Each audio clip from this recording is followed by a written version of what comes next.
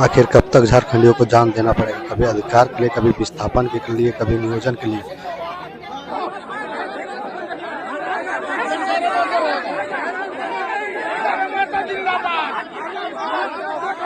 ये किससे छुपा है?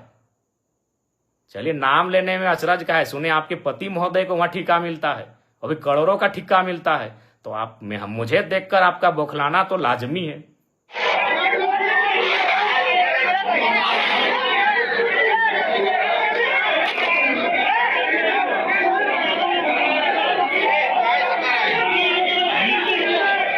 नमस्कार दोस्तों, कल बोकारो में विस्थापितों के नियोजन के लिए लोग प्रदर्शन कर रहे हैं। उसी दौरान कंपनी के सिक्योरिटी गार्ड और सीआईएफ जवान ने लोगों के ऊपर लाठीचार्ज करते हैं, जिनके दौरान एक युवक प्रेम कुमार महतो का मौत हो जाता है। और इसको लेकर जिराम कुमार महतो वहां हुए घायल पीड़ितों का हालचाल पूछने के लिए हॉस्पिटल में पहुंचते हैं। लेकिन जब जिराम कुमार महतो पीड़ितों का हालचाल पूछकर, जो कि डुमरी एमएलए और जेकेएल पार्टी का केंद्र अध्यक्ष है, वो वहां से निकलते हैं।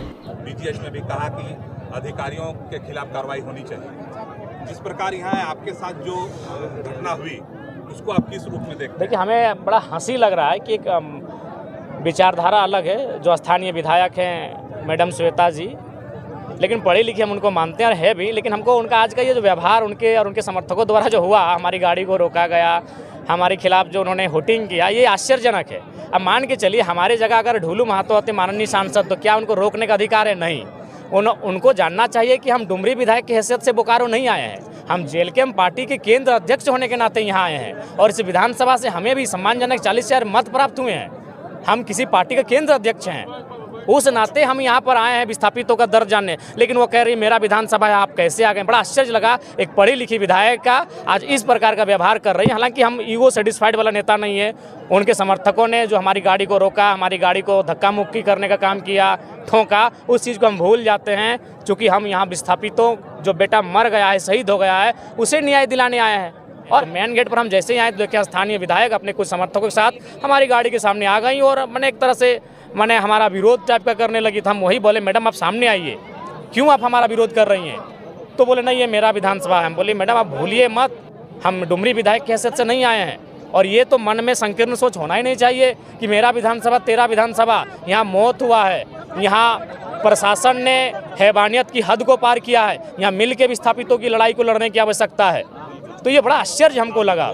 खड़े हुए हैं कि किस विधायक के साथ क्या हुआ है। यहाँ विधायक के अधिकार के लिए हम नहीं खड़े हैं। यहाँ मेरे बच्चे की जान गई है और हम नहीं चाहते हैं कि मेरे बोकारो में कोई राजनीति हो। जब भी आंदोलन हुआ है, नेता लोग आए हैं और हमारे लोगों को विस्थापित के साथ नेतागिरी किए हैं, फोटो खिंचवाए हैं, कैमरा में भाषण दिए हैं, और यही इतिहास गवाह है। आप कैमरा पलट के देखिए, ये लाइट ऑफ करके हमारे बच्चे लोग को मारा गया था। तो कहाँ थे ये विधायक लोग?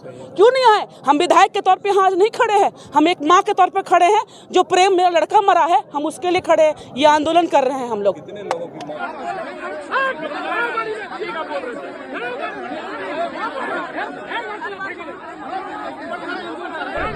तभी बोकारो के कांग्रेस विधायक श्वेता सिंह ने जिराम कुमार महतो को यह भी कहा कि राजनीति नहीं कीजिए यहाँ पर, क्योंकि यहाँ पर हमारे बेटा का जान गया हुआ है।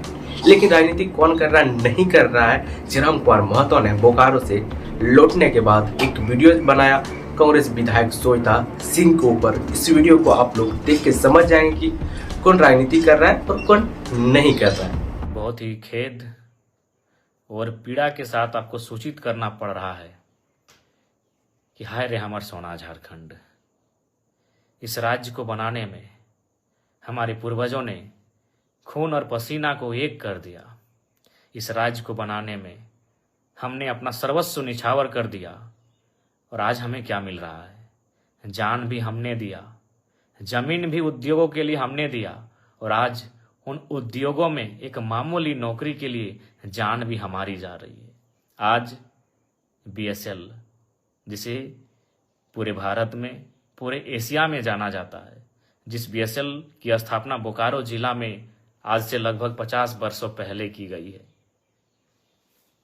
लगभग 33,000 एकड़ के आसपास जमीन का अधिग्रहण किया गया है, और आम जनमानस की माने तो 64 मौजा 84 गांव विस्थापित हुए हैं, जिसमें 19 पंचायत तो आज भी ना नगर में रह गए ना गांव में रह गए।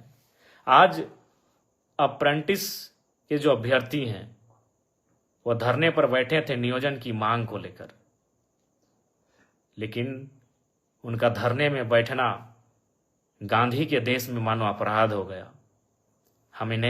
हम इस देश को लोकतांत्रिक देश के रूप में जानते हैं, मानते हैं, और है भी। यह देश गांधी का देश कहा जाता है, जहां लोग अनशन धरना के माध्यम से अपनी मांग को शासन प्रशासन तक पहुंचाती है। लेकिन आज बहुत ही दुर्भाग्य की बात है, बहुत ही दुख की बात है कि अप्रेंटिस के अभ्यर्थी जो धरने पर बैठे थे, जिनके बाप दादाओं ने बीएसएल को स्थापित करने में अपनी जमीन देने का काम किया है, आज सीआईएसएफ के लाठी चार्ज में शहीद हो गए। इसे शहीद ही कहेंगे, मौत नहीं शहीद कहेंगे, कि जमीन देकर बीएसएल बनाया और आज वहां नौकरी एक मामूली ही तो नौकरी होगी, 3rd ग्रेड या 4th ग्रेड की ही नौकरी होगी। आज सीएसएफ के भी कर्मियों ने, सीएसएफ के जवानों ने क्रूरता की हद को पार कर दिया। आज दर्जनों बार मेरा सीआईएसएफ के जवानों से सामना हुआ है, जब मैं किसी आंदोलन में भाग लेने गया हूं और सामने सीआईएसएफ के जवान पहरेदारी कर रहे हो, मैंने उनसे कहा कि ड्यूटी कीजिए, इस वर्दी में जो गर्दी है उसके भीतर एक हृदय है, एक मानवता है, उसका भी ख्याल रखिए। यदि लाठी चार्ज करने की नौबत आए तो पांव में लाठी चलाइए, सीधे सर पे लाठी। वो आतंकवादी नहीं थे, वो अभ्यर्थी हैं, अप्रेंटिस के अभ्यर्थी हैं। उनके बाप दादाओं ने जमीन दिया है। सीएसएफ के जवानों, जिस कारखाने की पहरेदारी करके, जिस कारखाने में आप ड्यूटी करके पगार और पेमेंट ले रहे हो ना, जिससे आपकी पत्नी अच्छा कपड़ा पहन रही है, आपके बच्चे स्कूल में पढ़ रहे हैं, जिसको आपने जान से मार दिया ना, उनके बाप की जमीन पर है वो। आप उनके बाप की जमीन की निगरानी करते हैं और खाते हैं, और आप उनको लाठी मार के जान ले लेते हैं। इतना क्रूर कैसे कि आप ड्यूटी की ट्रेनिंग ड्यूटी करते करते क्या आप संवेदनहीन हो गए? आपने अपनी संवेदना को खो दिया है सीआईएसएफ कर्मियों। इतनी क्रूर व्यवहार कैसे कर सकते हैं आप? खैर, जिसने भी सीआईएसएफ खुद, जिस जवान ने लाठीचार्ज किया है उसे बर्खास्त करे, सीआईएसएफ के जो आला कमान है, पदाधिकारी हैं, और नहीं तो ये आवाज राज्य में नहीं देश स्तरीय व्यापक आंदोलन का रूप ये धारण करेगा। और मैं आज विस्थापितों से हाथ जोड़कर प्रार्थना करता हूं, मैं एक विधायक की हैसियत से नहीं, मैं एक झारखंडी बेटा होने के नाते आपसे प्रार्थना करता हूं। 64 मौजा 84 गांव, पता नहीं 64 मौजा 84 गांव संख्या 65 है, 66 है या 84 की जगह 86 है, हमें नहीं पता एग्जैक्ट, क्योंकि हम तो चांची से आते हैं। लेकिन हम लोग बचपन से सुनते आए हैं 64 मौजा 84 गांव के लोग विस्थापित हुए हैं। आज तो कम से कम एक हो जाओ, एक बेटे की बेरहम मौत को देखकर तो एक हो जाओ। 64 मौजा 84 गांव बीएसएल के तमाम विस्थापित, आज तो एक हो जाओ। आप सभी से मेरा आग्रह है, एक विधायक होने के नाते नहीं, एक झारखंडी बेटा होने के नाते इस दर्द को समझ रहे हैं कि आज क्या क्रूरता है हमारे साथ। जमीन भी हम देंगे, जान भी हम देंगे, एक साधारण सी नौकरी की मांग के लिए हमें बेरहमी से मारा जाता है। मारा नहीं, कत्ल हुआ है। इसलिए आज तो कम से कम 64 मौजा 84 गांव के लोगों एक हो जाओ, और जितने भी संगठन बने हैं, सुने 28 संगठन हैं विस्थापितों के बोकारो में, सेल बीएसएल सेल में 28 संगठन बने हैं बोकारो में, अलग अलग नामों से, विस्थापित मोर्चा, युवा विस्थापित मोर्चा, संघर्ष विस्थापित मोर्चा, इनकलाबी विस्थापित मोर्चा। तो आज एक हो जाइए ना, अब तो एक हो जाइए। इतना बेरहमी के बाद भी अगर एक नहीं होंगे तो कैसे होगा? आज आप सभी से आग्रह है, एक हो जाइए। और तमाम विस्थापितों आपसे आग्रह है, विस्थापन की लड़ाई आप अपने भरोसे लड़िए। लोग समर्थन करते हैं, उनका समर्थन लीजिए। किसी राजनेता की अगुवाई में कभी आंदोलन मत कीजिए, अगुवाई आप स्वयं करें। विस्थापितों एक होकर इस आंदोलन की अगुवाई करें, निस्वार्थ भाव से करें। मरने से, ये सड़ कर मरने से अच्छा है लड़के मारा जाए। हम तो रोज मारे जा रहे हैं, कहाँ नहीं मारे जा रहे हैं, कभी भूख से, कभी दुख से, कभी चाबुक से। विस्थापित कभी भूख से मरते हैं, कभी दुख से मरते हैं, और आज बोकारो में प्रेम की मौत चाबुक से हुई है, शासन प्रशासन की लाठी से हुई है। इसलिए आज तमाम विस्थापितों से आग्रह है, तमाम आपसी गिले शिकवे को भुलाकर एक हो जाएं। मन व्यथित है, लड़ने के लिए हमेशा तत्पर हैं, लेकिन बस यही है कि हम एकजुट अगर हो जाते हैं, पक्ष विपक्ष राजनीति को भुलाकर आज सामाजिक तौर पे, तो हमें लगता है कि आज बोकारो एक नया इतिहास देखेगा। और बिल्कुल विस्थापितों ने जो बोकारो बंदी का आह्वान किया है, बोकारो बंदी का समर्थन करते हैं। बोकारो बंदी का जो विस्थापितों ने आह्वान किया है, उस बंदी का समर्थन करते हैं। बोकारो ऐसा बंद होना चाहिए, बोकारो की धरती में ऐसा आंदोलन होना चाहिए कि हमारे पूर्वज भी हम पे गर्व करें कि हाँ, आंदोलन की बदौलत हमने ये राज्य लिया है। और मैं जिला प्रशासन, बोकारो जिला प्रशासन से ये मांग करता हूं कि जिस सीआईएसएफ के जवान ने लाठीचार्ज किया है, उस पर कठोर से कठोर कानूनी कार्रवाई हो। प्रबंधन की जो मनमानी है, उस पर कार्रवाई हो। प्रबंधन जो गलत तरीके से, गलत नीतियों से संचालित हो रही, उस पर कार्रवाई हो। यही सेल का नारा था। विस्थापित गांव के लोग कहते हैं कि जब तक बीएसएल सेल की चिमनी में धुआं रहेगा, तब तक विस्थापितों के हाथों में, घरों में नौकरियां रहेंगी। धुआं तो आज भी है, लेकिन नौकरियां कहाँ गई? धुआं आज भी है, नौकरियां कहाँ गई? हम आज तो बेमौत मारे जा रहे हैं, हम कुचले जा रहे हैं। झारखंड के तमाम विस्थापितों, बीएसएल कोई अमर हो के नहीं आया है। न बीएसएल ने अमृत तो पान किया है, अमृत का पान किया है। उसको साधन संसाधन हमारे बाप दादाओं की बनी जमीन पर बनी सड़कों से जाता है। उसे पानी टेनू घाट का मिलता है। अगर टेनू घाट का डैम का रास्ता एक दिन अगर दामोदर नदी में मिला दिया जाए, तो बीएसएल बाप बाप कर उठेगा। याद कीजिए विनोद बाबू का वो दौर, जब उन्होंने कहा था कि डैम, हमारी जमीन पर जो डैम है, अगर हमारी नहीं सुन रहे हैं तो पानी नदियों को दे दिया जाए। अगर एक दिन विस्थापित ये ठान ले टेनू घाट का पानी बीएसएल को जाता है, अगर उस पानी को अगर हम केवल शिफ्ट कर दें दामोदर नदी में, तो बीएसएल बाप बाप कर सकता है। आज बहुत दुख और दुर्भाग्य है कि हमारे साथ कितना क्रूर व्यवहार हो रहा है। और ये क्रूर व्यवहार किसान, कामगार, आदिवासी, मूलवासियों के साथ ही होता आया है। वो झारखंड हो, चाहे 2006 जनवरी का महीना कलिंगा नगर उड़ीसा हो, वहां भी लोग जमीन के बदले जान देने के लिए तैयार थे, और शायद 13 लोगों की जान ले ली थी। आज भी उनकी मृत शरीर को, हाथों को, पांव के पंजों को, हाथ के पंजों को संभाल के रखा गया है। जी हाँ, आप बार बार श्वेता जी का नाम ले रहे हैं, मैं उस पर भी कहूंगा, और मैं श्वेता मैडम को एक पत्र भी लिखूंगा। मैं कानूनी कार्रवाई के लिए तो एसपी महोदय को लिखूंगा ही, उनके समर्थकों पर, लेकिन श्वेता मैडम को भी लिखूंगा कि श्वेता मैडम, अगर ढूलू महतो कल पहुंच जाए माननीय सांसद, तो क्या आपके समर्थक उनका बोर्ड उखाड़ेंगे? बोकारो के पूर्व विधायक अगर बिरंची नारायण जी अगर वहां पहुंच जाएं, तो क्या आपके समर्थक उनका बोर्ड उखाड़ेंगे? क्योंकि बोकारो जिला से हमारे योगेंद्र प्रसाद मंत्री जी आते हैं। कल को अगर विस्थापितों के समर्थन में योगेंद्र प्रसाद मंत्री जी पहुंच जाएं, तो श्वेता मैडम, क्या आपके समर्थक और आप उनका बोर्ड उखाड़ेंगे? क्या कल को रघुवर दास जी, चूंकि गिरिडीह आए थे, हो सके कल बोकारो अगर आ जाए पूर्व मुख्यमंत्री रघुवर दास जी, क्या आपके समर्थक उनका बोर्ड, उनकी गाड़ी का नंबर प्लेट उखाड़ेंगे? अरे आपने तो हद कर दिया।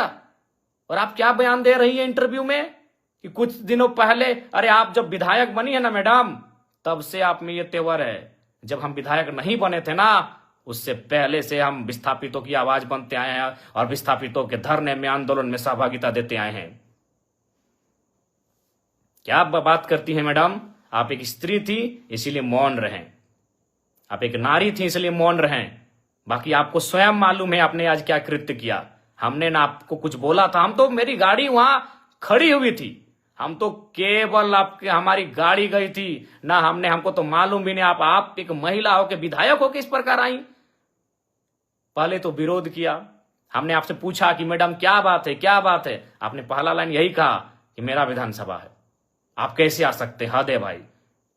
कल को मैं पूछ रहा हूं, बोकारो के ही मंत्री योगेंद्र प्रसाद, अगर कल को योगेंद्र प्रसाद आ गए उस धरने में, उस बंदी में, या फिर बीजीएच अगर पीड़ित परिजनों से मिलने के लिए, या फिर उस गेट में जहां विस्थापित धरने पर बैठे हैं, तो क्या विधायक मैडम आप योगेंद्र प्रसाद जी का विरोध कर पाएंगी?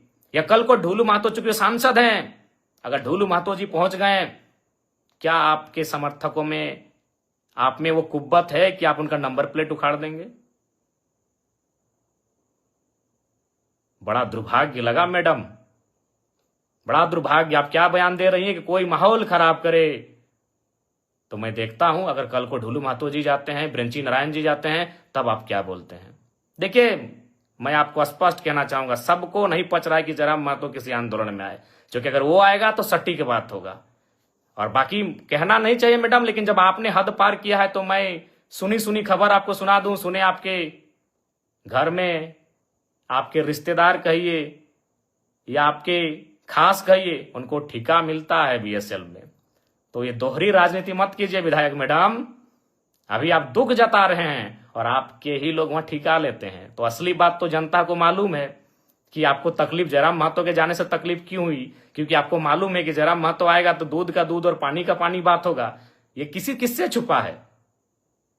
चलिए, नाम लेने में अचरज का है, सुने आपके पति महोदय को वहां ठिका मिलता है, अभी करोड़ों का ठिका मिलता है, तो मुझे देखकर आपका बौखलाना तो लाजमी है। चलिए, फिर भी बुरा नहीं मानते हैं, क्योंकि लड़ाई विस्थापितों की है, लड़ाई विस्थापितों की है। बाकी हमारे समर्थक, हमारे कार्यकर्ता आपको मर्यादित रूप में उत्तर दे देंगे। आपको गांव जाना है, गांव में हमारे कार्यकर्ता, हमारे समर्थक आपको उत्तर दे देंगे, नियमता देंगे। लेकिन आपका ये जो बयान, ये भर्सन कि बोकारो मेरा है, बोकारो विधानसभा मेरा है, वही तो हम देख रहे हैं। अगर कल योगेंद्र प्रसाद, चूंकि तो गोमिया के विधायक हैं, आपके हिसाब से वो गोमिया के विधायक हैं, अगर वो कल चले जाते हैं माननीय योगेंद्र प्रसाद, तब आपके समर्थक उनका बोर्ड तोड़ते हैं कि नहीं तोड़ते, ये भी हम देखेंगे। ढोलू महतो जी अगर चले जाते हैं तो आपके समर्थक उनका बोर्ड तोड़ते हैं कि नहीं तोड़ते हैं, हम ये भी देखेंगे। और अगर ब्रंची नारायण पूर्व विधायक बोकारो अगर जाते हैं कल विस्थापितों से मिलने या धरना स्थल पर, तो आपके समर्थक उनका बोर्ड तोड़ते हैं कि नहीं तोड़ते हैं, यह भी हम देखेंगे। ये दुर्भाग्यपूर्ण है, आपकी संकीर्ण सोच को आश्चर्य लग रहा है कि आप इतना संकीर्ण, आपकी सोच कैसे हो गई आज।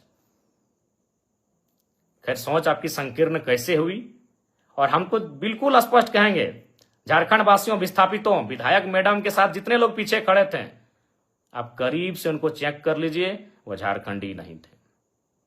विधायक मैडम के पीछे जितने लोग थे, जो बोर्ड हमारी गाड़ी का, चूंकि हम पीछे आ गए, हमारे समर्थक भी हमें घेर लिए थे, हमारे समर्थक नहीं, जो विस्थापित लोग थे धरने की, दादा आप मत जाइए उधर, उसी बीच उन्होंने हमारी गाड़ी को तोड़ फोड़ करना शुरू किया। और हमने पहले ही कह दिया था कि उनको जो करना है करे, वो नारी हैं, हम कुछ नहीं बोलेंगे। बल्कि हमने आपको प्यार से बुलाया कि मैडम बात क्या है, क्यों यह व्यवहार आप कर रही हैं। तो ये बहुत ही दुर्भाग्य की बात है, आपका जो ये व्यवहार रहा, ये बहुत ही दुर्भाग्य की बात है।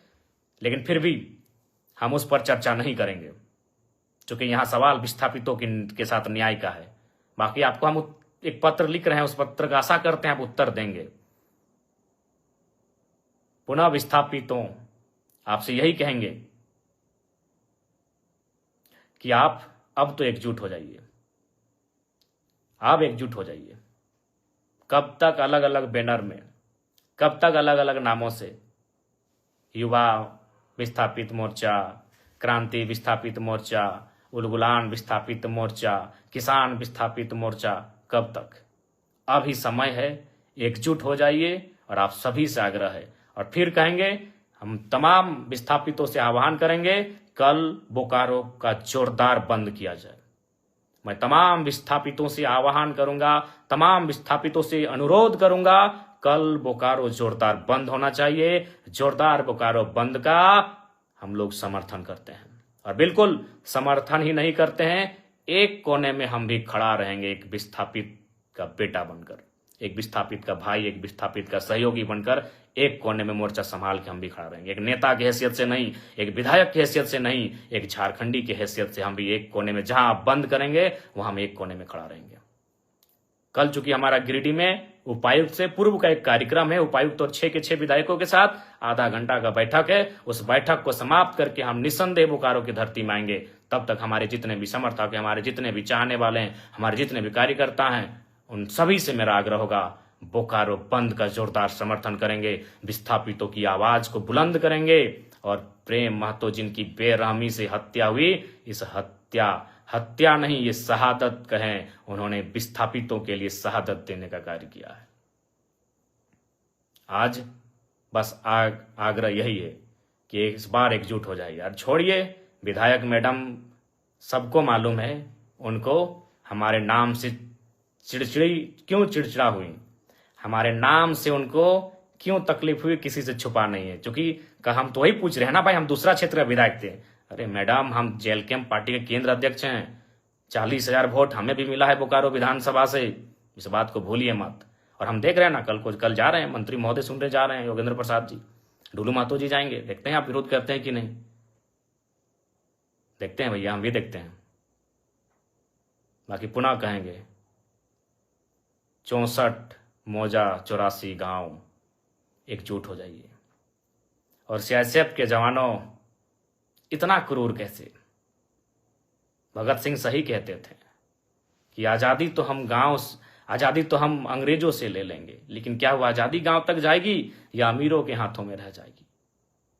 बिल्कुल अमीरों के हाथों में आजादी है। आज भी उद्योग घरानों के हाथों में आजादी है। उनके इशारे पर पुलिस काम करती है, उनके इशारे पर प्रशासन काम करती है। और मैं झारखंड पुलिस से भी आग्रह करूंगा कि ये आपका क्षेत्र था। झारखंड पुलिस से भी मैं आग्रह करूंगा कि आप सुरक्षा दें, विस्थापितों के आंदोलनकारियों को सुरक्षा दें, विस्थापितों की आवाज को सुरक्षा दें। मैं मैं बोकारो उपायुक्त मैडम से भी कहना चाहूंगा, जो लोग दोषी हैं उन पर कार्रवाई की प्रक्रिया को फौरन आरंभ करें। विस्थापितों की आवाज बुलंद हो, विस्थापितों को न्याय मिले, विस्थापित एकजुट हो, मैं यही चाहता हूं। जय झारखंड, जोहार झारखंड। बल्कि यहाँ पर श्वेता सिंह को जयराम महतो का स्वागत करना चाहिए और मिलकर इन विस्थापितों का लड़ाई को लड़ना चाहिए। लेकिन श्वेता सिंह ने अपने ईगो में आकर जयराम महतो की गाड़ी का आगे का पहले नंबर प्लेट तोड़ा, उनका विरोध किया अपने समर्थकों के साथ मिलकर, और जयराम कुमार महतो ने उनका पूरा खोल के रख दिया जनता के साथ। दोस्तों, उम्मीद करते हैं कि यह वीडियो आप सबको अच्छा लगा होगा। अगर वीडियो अच्छा लगे तो वीडियो को लाइक, शेयर और कमेंट जरूर कर देना। मिलते हैं नेक्स्ट